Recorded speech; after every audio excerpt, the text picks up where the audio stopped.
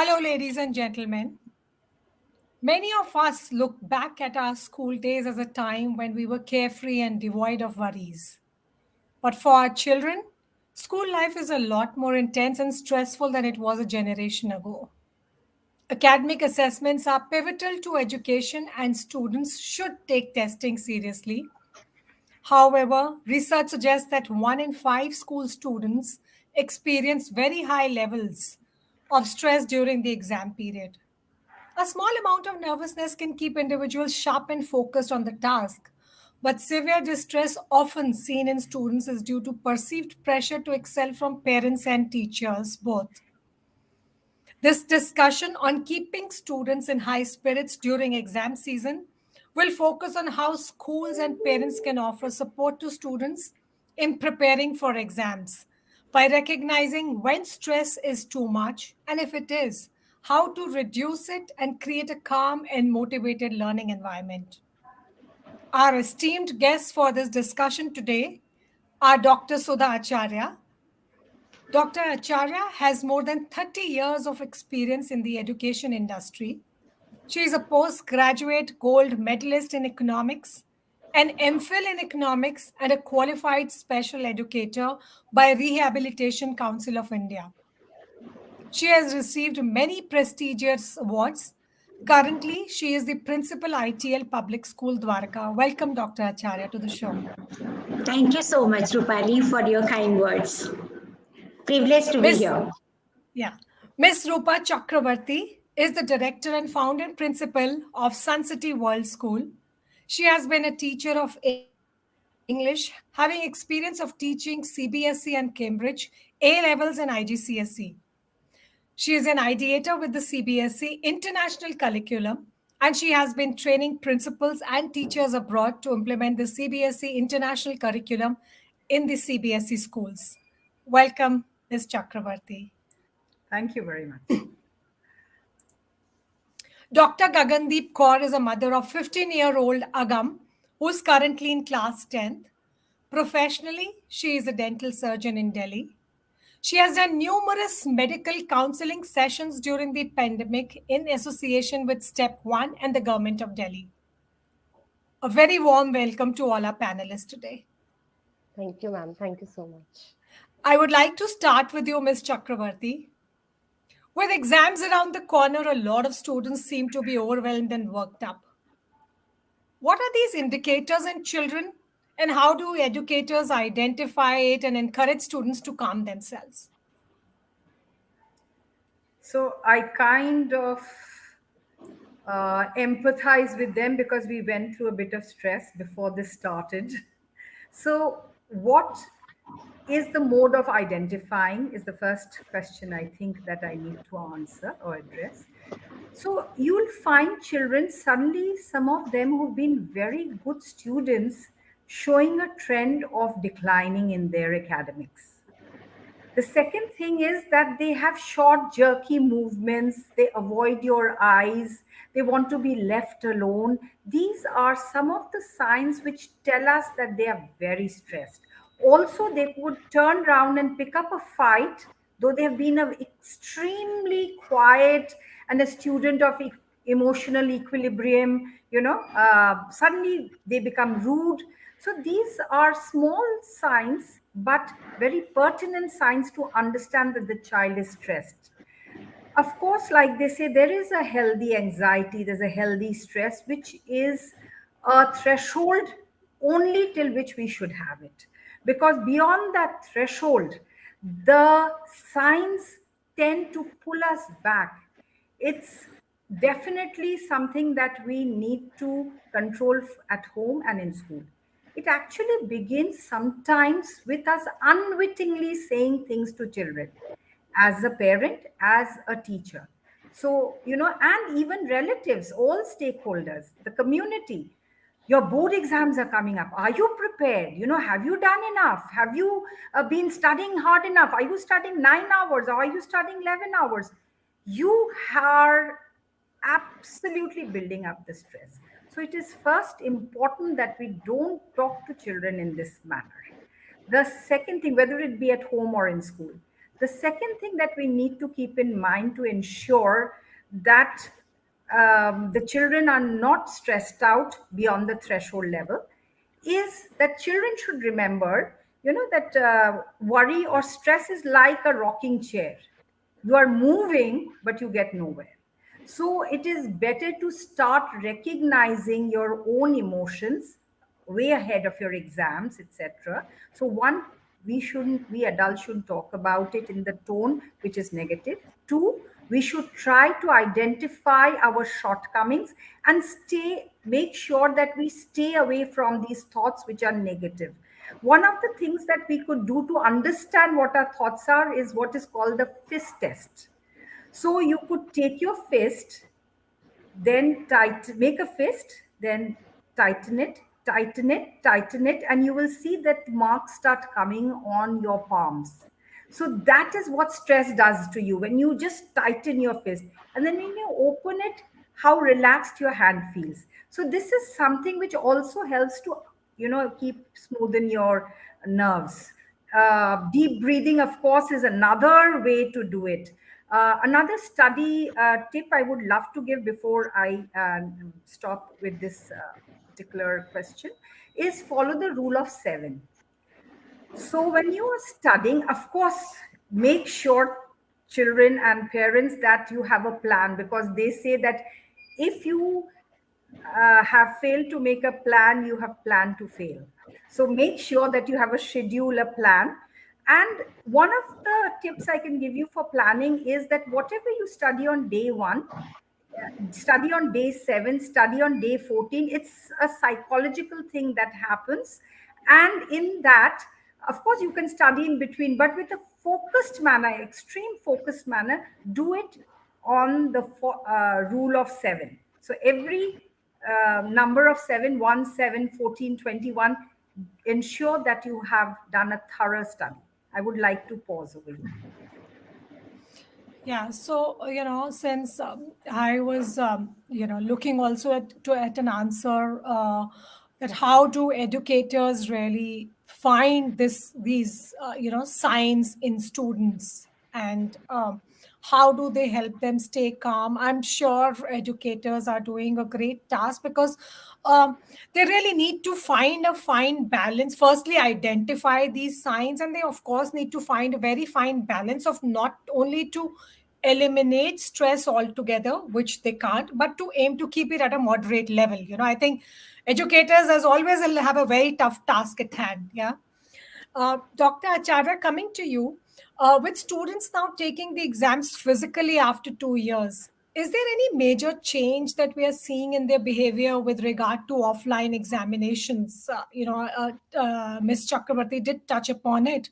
So, as in, are they feeling fearful? Is there an increased level of anxiety that you're seeing? So, what are these behavioral changes that are being seen now?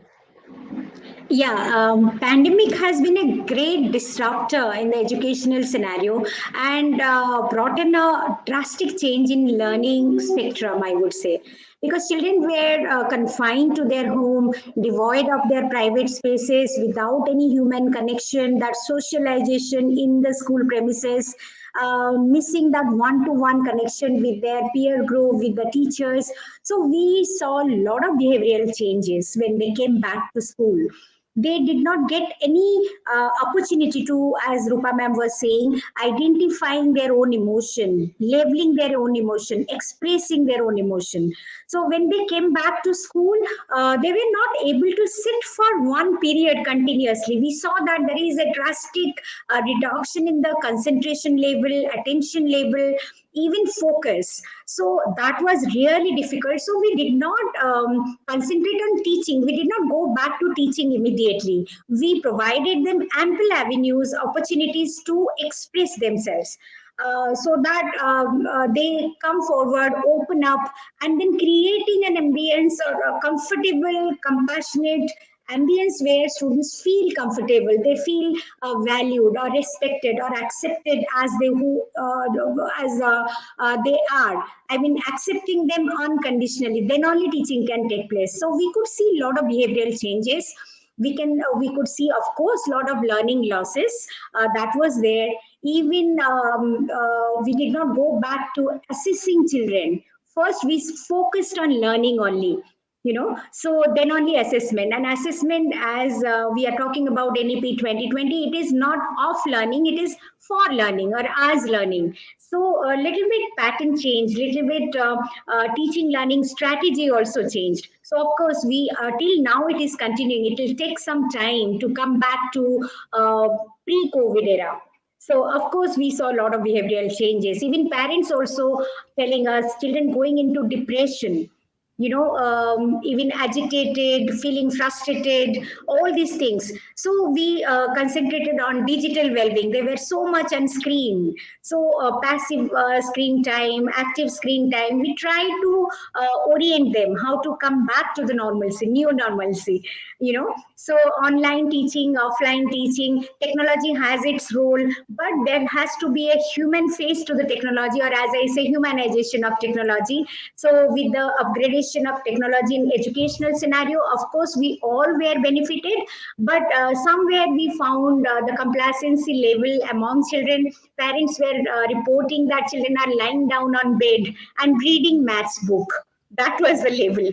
So one of the parents said, my child, when I came back from office, I found my child reading mathematics book lying down on the bed and watching YouTube classrooms rather than in-person physical classrooms. So these were all low faults.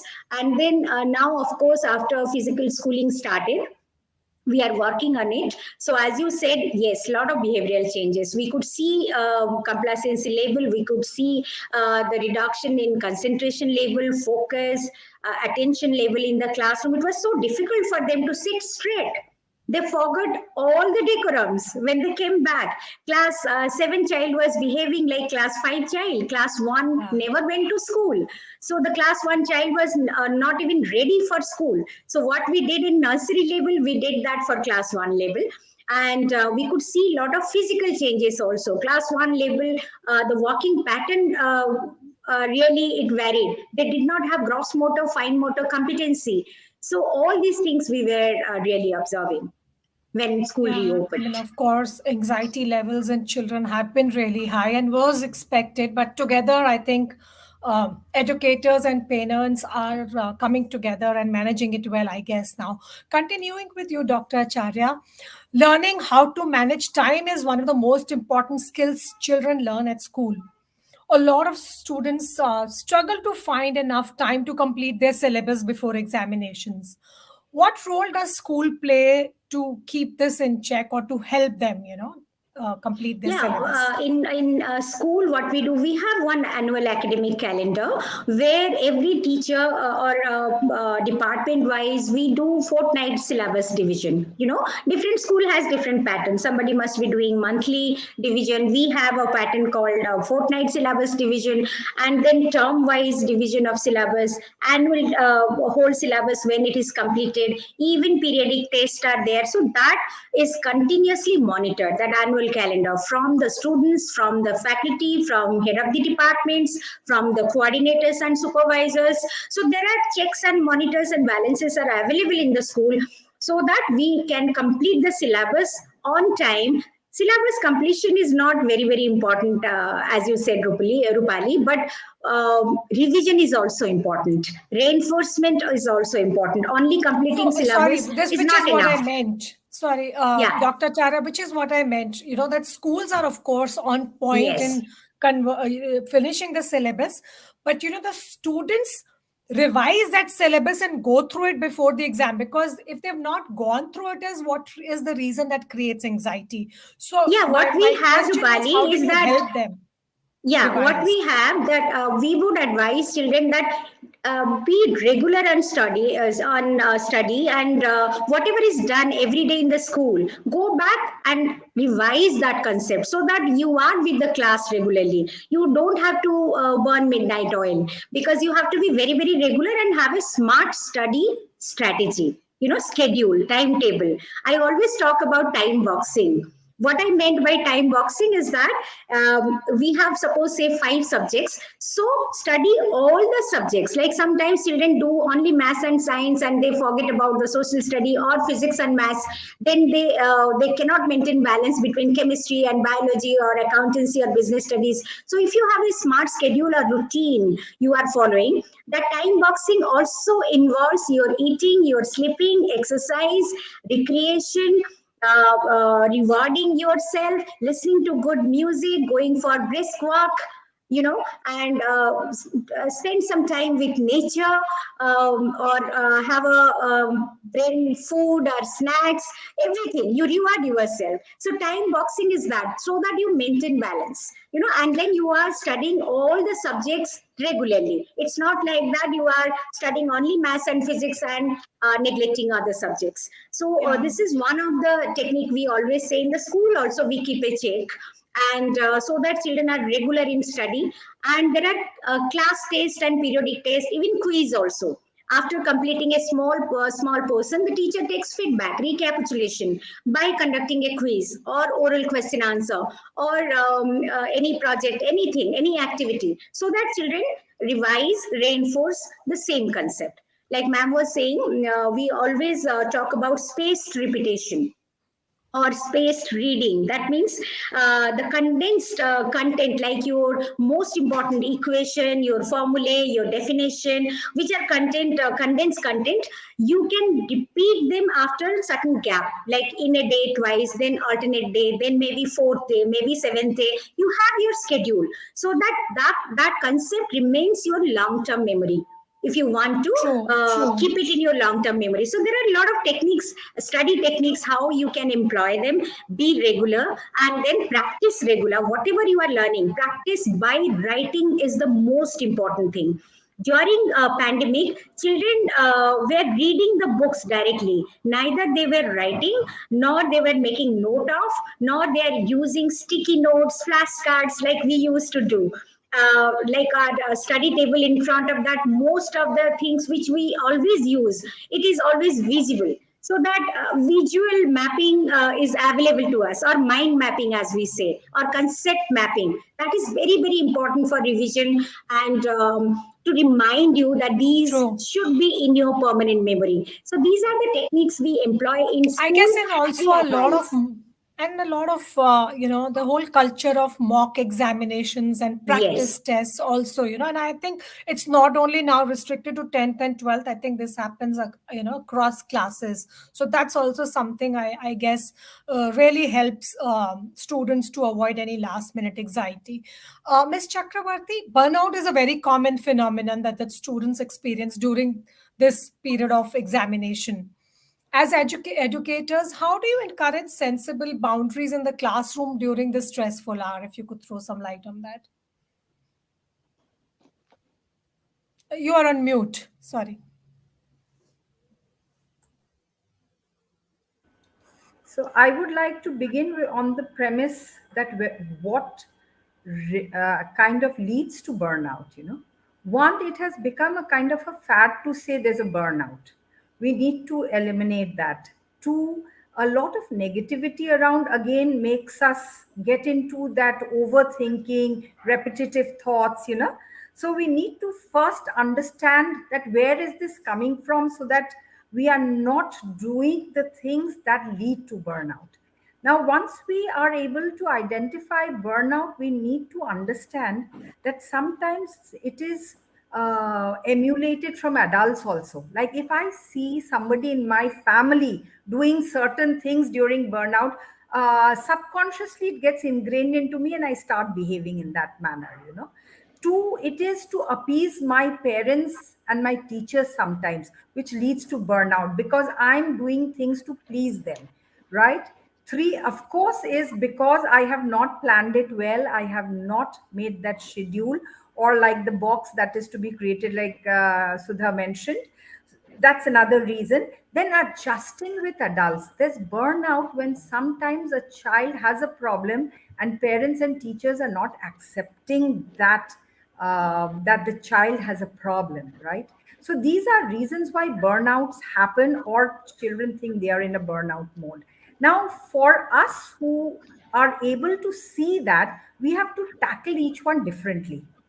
And having said that, one, I will take the moot one, which is about the learning bit, let us begin teaching them in a way which helps them to retain.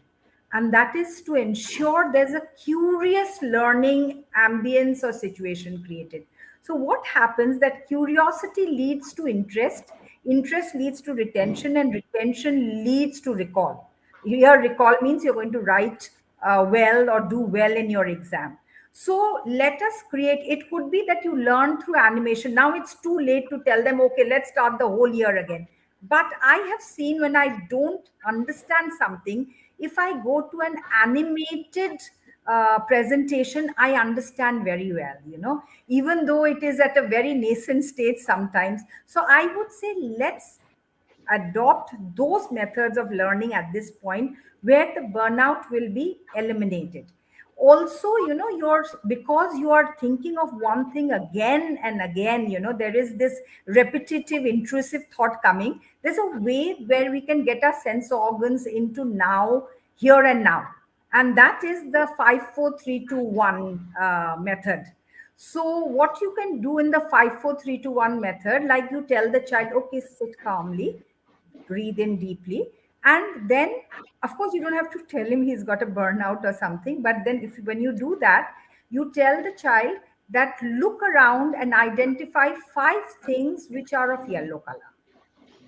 Identify 4 noises which are around you. So what happens, because of the repetitive thought, intrusive thoughts, they kind of get away from the here and now situation. So once they go through all 5 sense organs being put into this 5 4 3 2 1 identifying, they come back to the here and now. It does help to a great extent to bring them out from the burnout situation, at least now. And of course, meditation is something that is very helpful. But to what level a child can meditate is again depending on the kind of ambience that we create for the child.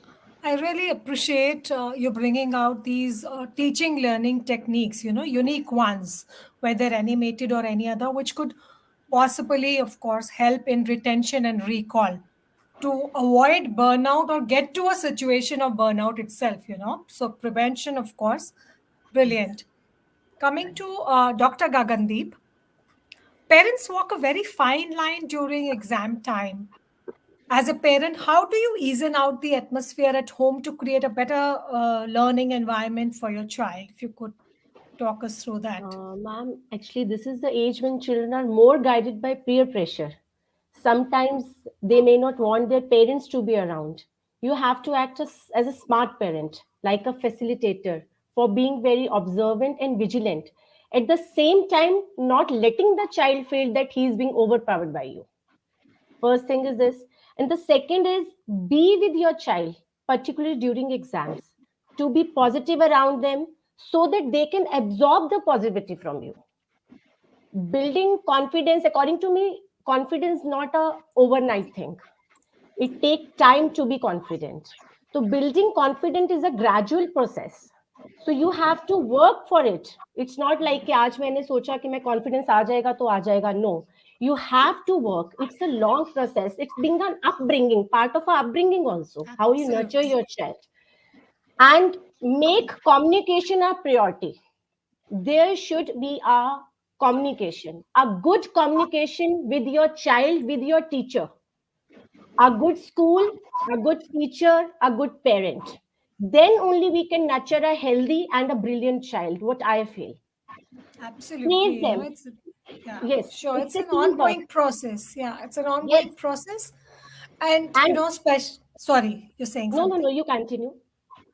I'm saying, and from my days, I remember, and when I was a child, and when my kids grew up, you know, uh, during the time, really the period of the examination period, the period of the exam days, the presence of a parent at home Parent is is the, something yes, that puts the child at comfort. That was the most important thing. It's yeah, not that I, like my mom or dad, have to sit and teach me, but they just but being around yeah, eases the whole situation. this is the only Containing thing. Hmm. This is the only thing which we need to understand. Parents are often like this, ये करता नहीं है, ये कर नहीं पा रहा. This is not the word. We have to believe in our child. I have some taglines which I use for Agam. I believe in you. You can do it and you will do it. I'm sure आप कर सकते हो, and every problem has a solution. Every problem Sure. has a solution. आप, Absolutely. That's if you brilliant. That's have the a finest problem, line that I know. I every day, I think every day I tell him, Agam, every problem has a solution. ये solve नहीं हो रहा, खुद solve करो. नहीं होता, mama, papa is always there for you. We will help you out. Okay, sometimes I also get stressed कि सब कुछ कैसे manage करना है, how to manage everything. And we have got such a good teachers. They are such a nice teachers. I'm blessed my child is going into such a good school. I just call them, ma'am, Agam से मुझे ये help चाहिए. Then they are like, हो जाएगा ma'am, don't worry, he will do it.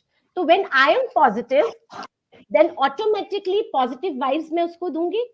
Then we'll create a good atmosphere at home, ma'am. And you should always praise them for their strength and encourage them for their weakness. Always. Right. Always praise Right. for their strength. And And thank you relax. for bringing up this line of because this is my favorite line too. A solution is always there. You just need to Yeah. find it. Yes. That's there. It's I would just always like there. to ask Always. you continue asking you, Dr. Gagandeep, with your son growing, you spoke about, continued communication with your child. So with your son now growing up and developing his own interests and skill set, how are you supporting, guiding, and encouraging him to choose his own career path? Ma'am, it's the same thing what I have said. This is not a single day work. It has been going through from class 8, now is in 10th standard. I am daily keeping a close eye on his natural activities, natural talent, by looking at gaming activities, arts, music, their interaction in the same with friends, everything. Personal interaction, I used to talk for a long hours with him for knowing his interest in different stream, as they discussed with their teachers, with their friends, with everything. I also keep कि कहीं ऐसा तो नहीं है कि किसी से influence होके कोई कुछ ना करे. I have to work on it कि वो चीज कैसे कर रहा है. जैसे what we say, I think you don't have to identify a career. You have to identify a strength. If Yeah. you have a strength, you don't have to, you should never have to identify a career. I have seen some parents, I had a word few days back कि मेरा बच्चा ये वाला subject नहीं ले रहा, मैं चाहता हूँ ये सब्जेक्ट ले. आई आस्क देम, आपने ये पूछा कि क्यों नहीं ले रहा और क्यों ले. यू नीड बोथ थिंग्स ना, क्यों ले और क्यों नहीं ले रहा. You have to tell them, you have to guide them with each and everything. क्या सही है, क्या गलत है, नहीं समझ आ रहा, there are professional help there. We can go there also. And psychologists also say कि strength spotting should be there. There should be a strength spotting, what you like. Like Agam is like, maths is my passion, but I love bio. Now, now you have to think, what is your passion and what you want to be. For there we can talk to teachers. Teachers are the best to guide us क्योंकि वो वहीं पर है class में. And he used to like participate in each and every field, either it's a music, art, quizzes, maths competition, so that he can also judge where he can do well and where he can't do. He I should really know wish where we had more parents like, as a parent, our main task really is not to live their lives or ask them to yes, live on our behalf by forcing our no, decisions, but to never, really never. empower them with the right tools and knowledge that they can use to think and plan for themselves. Miss Chakravarti, coming to you. Parents possess, this is from the point we just, spoke about. Parents possess such a strong desire for their children to pursue academic excellence that they may often unknowingly yet set unrealistic expectations from them. And educators, I believe, I know they have a lot to do, but again we look up to educators who can play a critical role in counseling parents to keep their expectations realistic and flexible.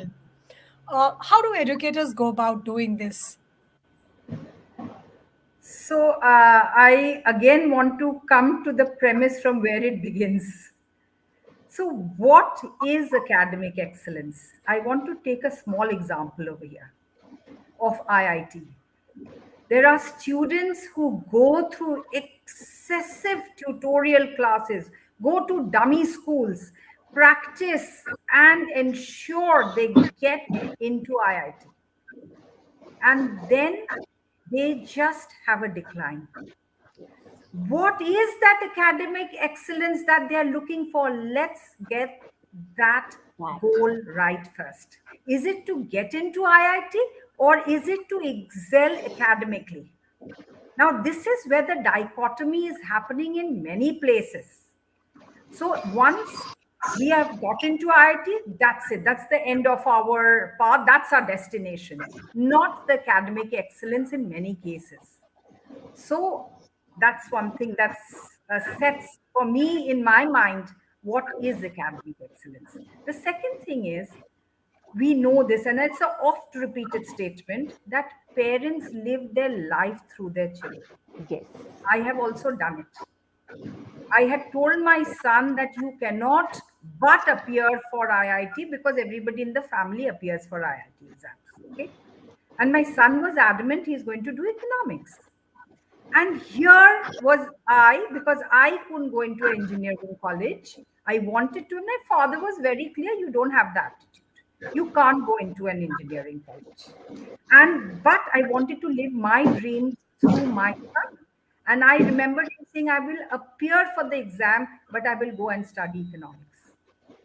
So we again, second question, what is academic excellence, and what are we doing trying to live our lives, right?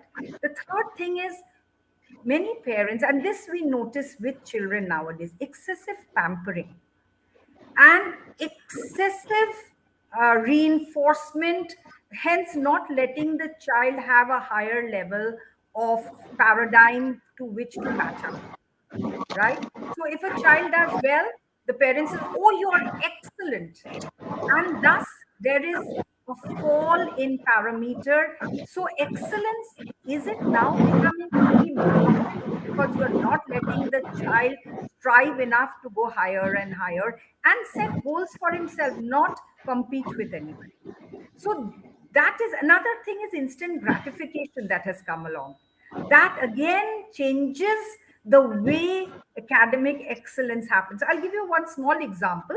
Parents come to us and often say, and I'm sure that Sudha must have heard this also, that my child does everything very well at home. I don't know what happens to him when he comes to school. Have you all heard this?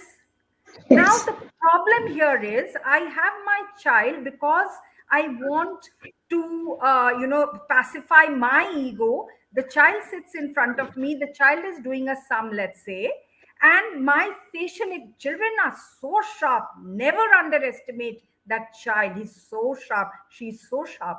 She sees my face and she realizes, oh, mummy's face while looking at the paper changed. And it wasn't a very happy change.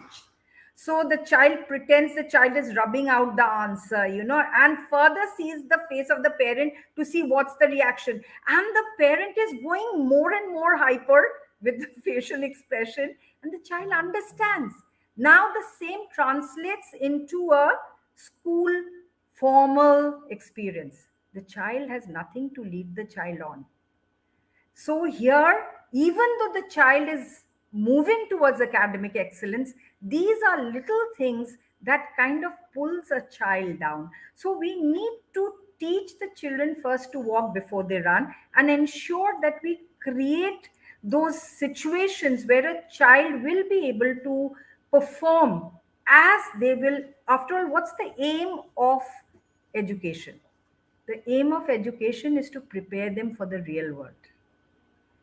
And that is something we need to ensure, along with maybe academic excellence, that we have done for our children. So I think these are certain counseling points I would like to share with parents, when they are working with their children, are actually academically excellent. It is we adults around them who actually bring them down sometimes, not always. sometimes because of our own shortcomings. So I would like to pause here. Yeah, thanks. So, I mean, parents do play a key role, and things can improve only if parents decide to keep aside their prejudices and offer their child a patient hearing. Offering your child a safe space and an open platform, I believe, and addressing his concerns or aspirations can be a big game changer in building their self image and self awareness. This can also possibly help them grow in their own special way, instead of parents forcing ourselves upon our child.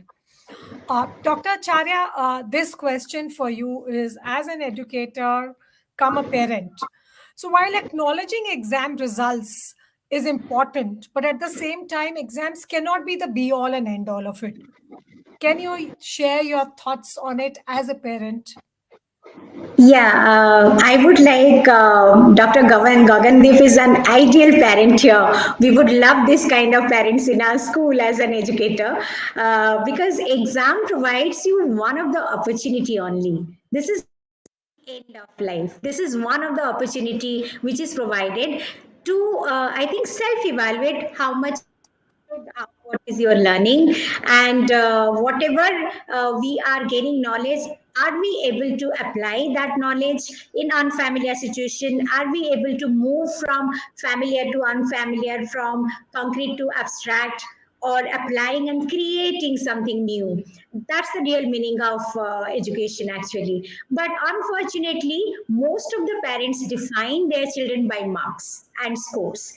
Now also, after a lot of orientation, slowly the situation is changing, but maybe another generation, slowly we are orienting parents, we are moving away from grades and marks, slowly towards holistic growth, holistic progress card, from report card.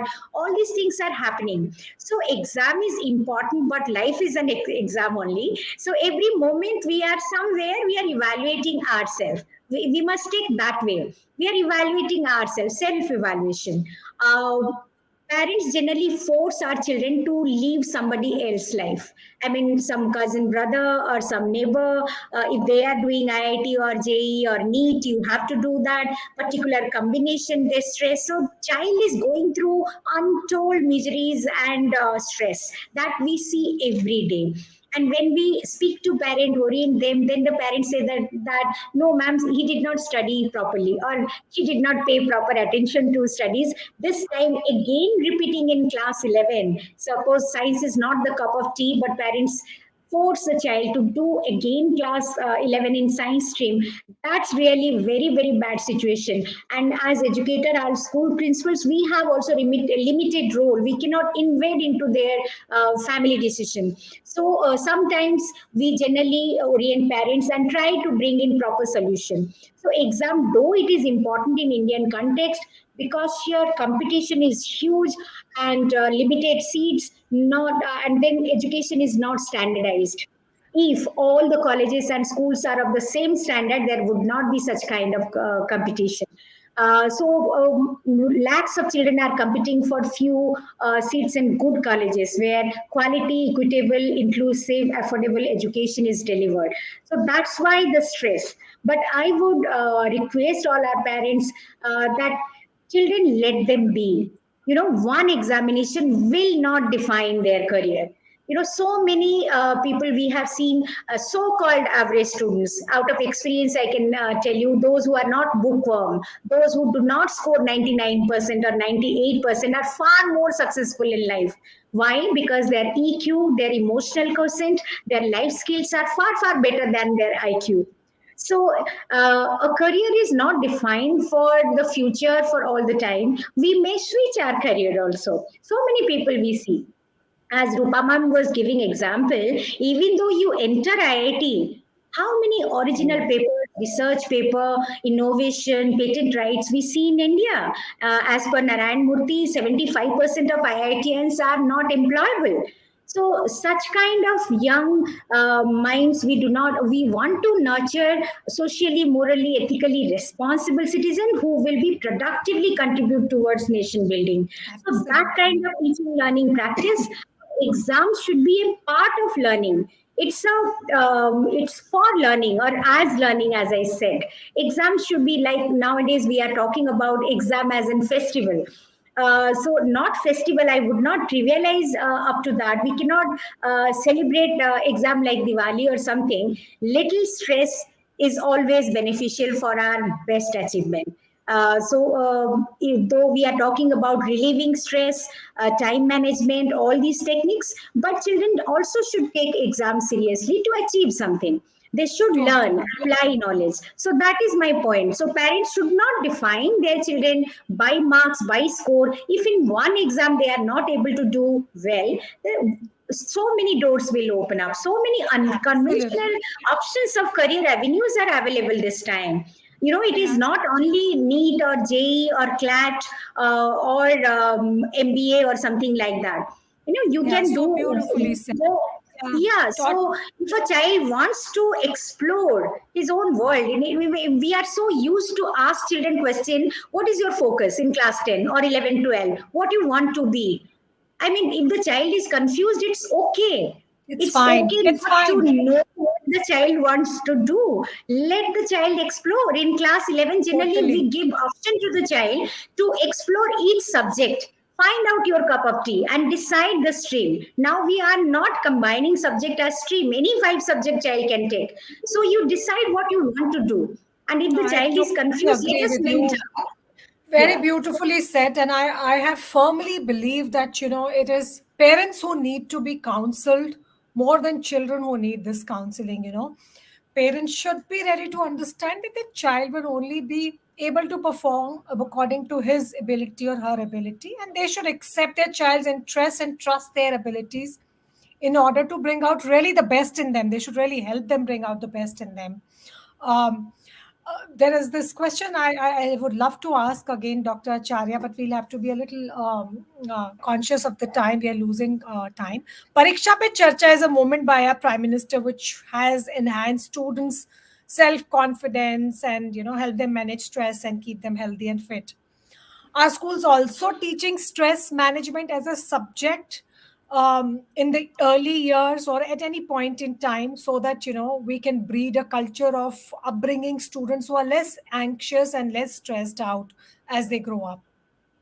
Yeah, of course. We have mental wellness club. We have structured peer education program. So these peer leaders are given the leadership who really take care of stress of their peer group also. As I can say that I practice this mental wellness program called Swaman. Swaman means self-esteem.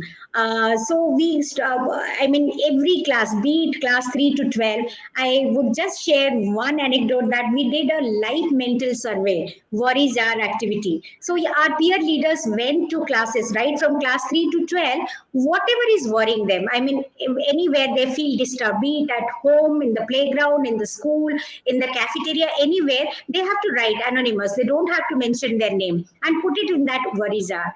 And after that, we analyzed what is really bothering them. This is a live mental survey for me.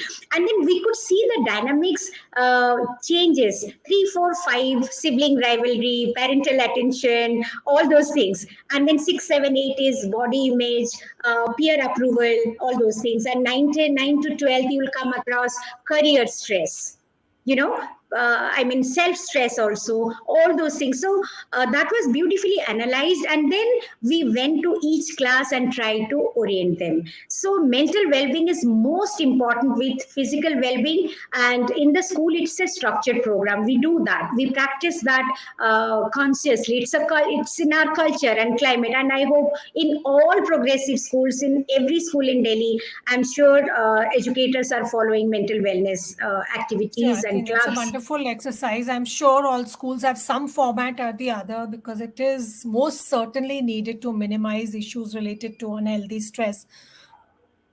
And of course, it will, I think, also inculcate a culture of celebrating every child's individuality as well. My last question is to Ms. Chakrabarti. Exams are inevitable for students, but they don't need to be painful. Instead, it can be made fun, challenging, with a bit of learning that helps build a healthy, competitive spirit. Uh, if you could give us briefly 3 tips for students to avoid last minute stress And of course, a couple of tips for parents as well. So, of course, we all know that planning is one of the most important things, your schedule. To make your schedule. So, in our school, what we do when the unit test, the first unit test happens for grade 11 and grade 12, and I'm sure the same kind of test, similar kind of test happens in every school. I see the children who are not doing well, and I start taking an personal interest in them, like a mentor mentee thing that we do. And then I tell them, baby, can you just send me your plan, your schedule, so that I have a look. So, in a non threatening way, you right from the beginning, you start. You can't start it 1.5 months prior to the examination, right?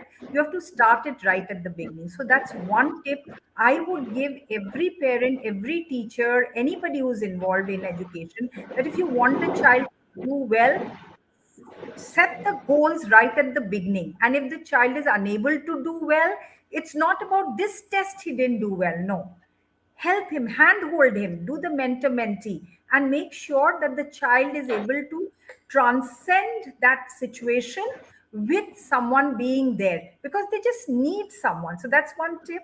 The second tip is that we all need to understand, even CBSE understands this stress and is bringing in a lot of changes. One of the changes that I wish to talk about through this platform, on which I'm on that committee also, is the credit system. So, the credit system is actually your learning hours, which will also turn into credits, right? Which goes into your DigiLocker, and it helps you, because then it is a continuous, comprehensive process that is going on. And it is not a last minute one exam uh, scenario that we are seeing. The third tip that, of course, this is a change that's coming. So I'm glad that even the policymakers have taken cognizance of this and they're bringing about. And the last one, of course, is to anybody who has an influence on a child. It's not only a parent, a teacher, the community. You go to a dukan and the padosi says, "Kya beta board de raha hai? और पढ़ाई कर रहा कि नहीं कर रहा?" It should be a lot of positive reinforcement for that child. Believe you me, even at this age, I get dreams of examination paper. So the kind of fear that gets into some of us does not go away lifelong. So we need to curtail it, make the children believe in themselves, like I think rightly said by Dr. Gagandi, believe in yourself. But over and above that, let's the Trinity Triangle, as I call it, the parents, the teachers who are at the base of the triangle, and the child at the apex, come together constantly from the beginning, let's say grade 9, and keep in touch. That surely will ensure to bring out the best in a child. So I think that would be very helpful, according to Any me. one tip for parents? One tip for parents would definitely be that be with your child. And I have seen my aunt do this with her son. If he got up at 4 o'clock, she would get up and she would just sit there and read her book. Sometimes it would maybe the Gita or whatever. And it has to be a scenario of calmness. You have that all pervading calmness gives the children a sense of calmness. We have to ensure that calmness comes in when a child is studying. And I say this to all adults, not only to parents, that give that calmness to your child, and that will ensure that they have the equanimity to sail through anything in life. Absolutely. I think brilliantly said. So, while assessment is important, its purpose is to help a student evolve rather than to call out failure and success. Our students deal with relentless stress. There is a stress of there is a stress of taking exams, to compete, to score inflated unrealistic grades, and above all, to never fail. If we can together work to reduce this stress, children will rediscover the joy of learning, I guess. As educators, we must build a culture of safe and positive teaching environment in our classrooms such that schools allow students to shine instead of stress. Parents Grade is not only reflection of your child's worth. Help them find their passion, nurture that, and let them make it their profession. And trust me, they are bound to excel in that profession. Students, exams are integral to your learning. Results matter, but they are not the be all end all of it. Have a study routine, stay focused, talk to someone, and ask for support of your parents and teachers if you're feeling stressed out. I think very important. For those of you who are worrying about the impact of your exam result on your future, it is helpful to have academic goals to work towards, but there are many pathways to various careers. There is life after exams, and there are many post school options. And each one of you, trust me, will find a career option for yourself, and you will really be happy with it.